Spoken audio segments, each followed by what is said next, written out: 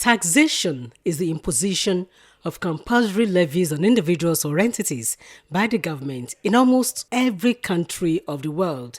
Taxes form an important part of the government revenue as they provide for the country's financial expenditure, like the building of infrastructure, education, provision of basic amenities, security, and payment of salaries and emoluments, as well as other essential services. Recently, the federal government took a bold step in reforming the Nigerian tax system aimed at boosting tax revenue to finance development through the signing of the Tax Reform Bill into law.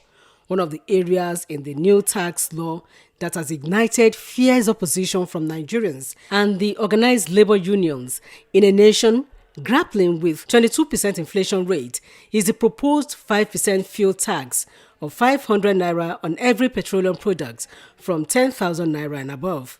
Reacting to today's development, a legal practitioner, Mr. Moses Obadita, described the proposed tax as unacceptable and the height of insensitivity to the plight of Nigerians. He noted that if implemented, it would plunge the masses into abject poverty. Today, if you want to buy fuel, you pay between, we're not even sure, because they just say, you just quickly go down, we pay between 900 and 1,000 plus per liter.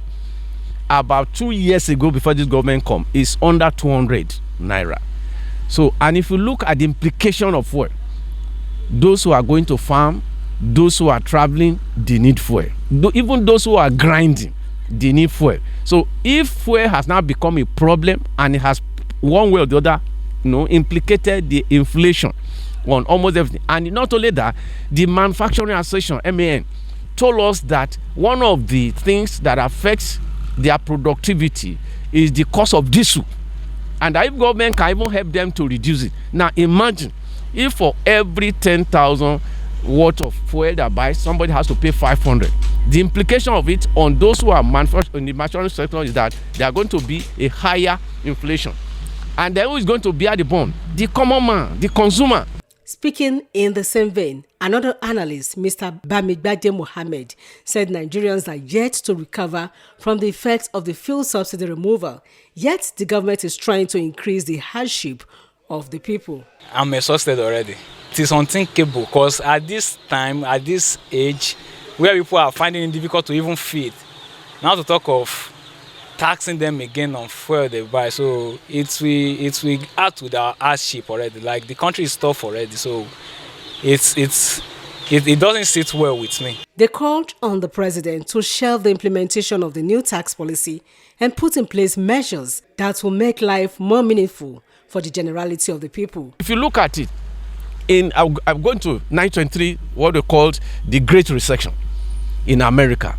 What they did was, whenever there's inflation, they try not to tax. Because what is the purpose of tax? Tax is redistribution of wealth. You take from the rich and give to the poor. But in an economy that is not healthy, you try not to tax the people. Because it is when the economy is healthy that you can gain.